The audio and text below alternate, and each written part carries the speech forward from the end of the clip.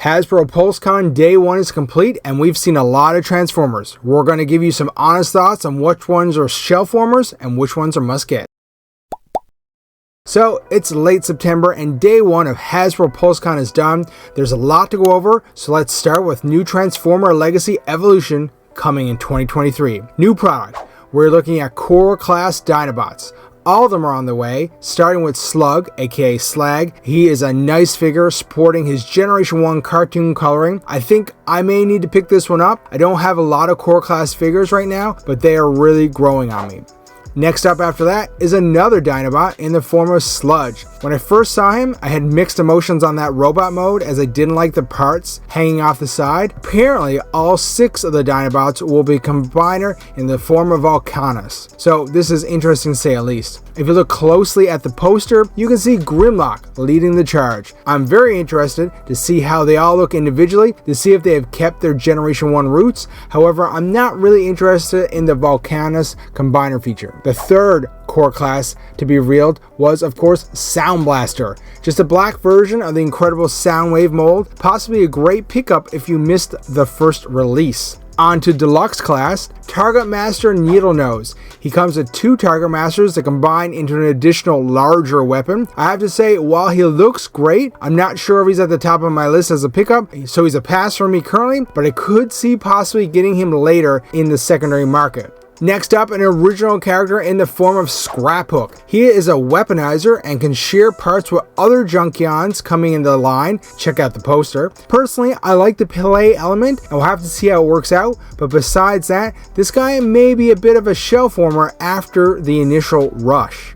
Deluxe number 3 is of course Hotshot. I have to admit, his bot mode looks amazing. I used to have an original Hotshot, however I lost interest in Armada since it's originally debuted, so another pass for me. I know Armada is big, so I think he will be very popular with most fans.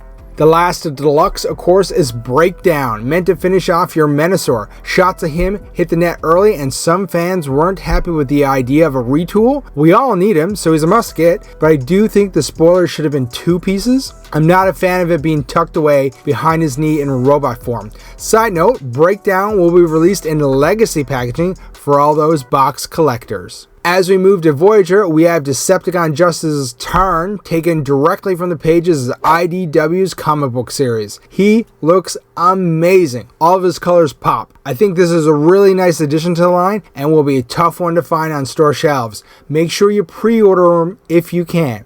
Our second Voyager is Leo Prime. His robot form is outstanding, but as a big fan of all things Generation 1, I have to say I'm not really feeling him as he falls outside of what I usually collect. Of course, we may see a Nemesis Prime version in our future. I'll have to pass on him for now. There was no leader class announced due to timing issues. They will return in future waves. One of the last things shown was none other than Shattered Glass Heroic Soundwave. He looks spectacular. They even included his green headband. He comes with Laserbeak and Ravage. Nice to see that Earthrise Soundwave mold back on the shelves. We all know we're waiting for a reissue, hopefully someday soon. Of course, we all need a PulseCon exclusive, and today's entry was the Generations Legacy A Hero Is Born 2-pack, featuring Alpha Trion and Orion packs. This is up for pre-order on the Hasbro Pulse website. So there's a lot of cool things. I think the core class Dinobots were a hit as well. Tarn will be popular for sure.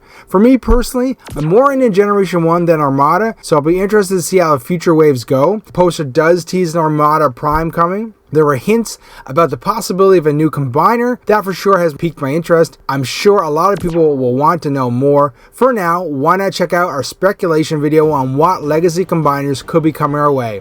Thanks for watching.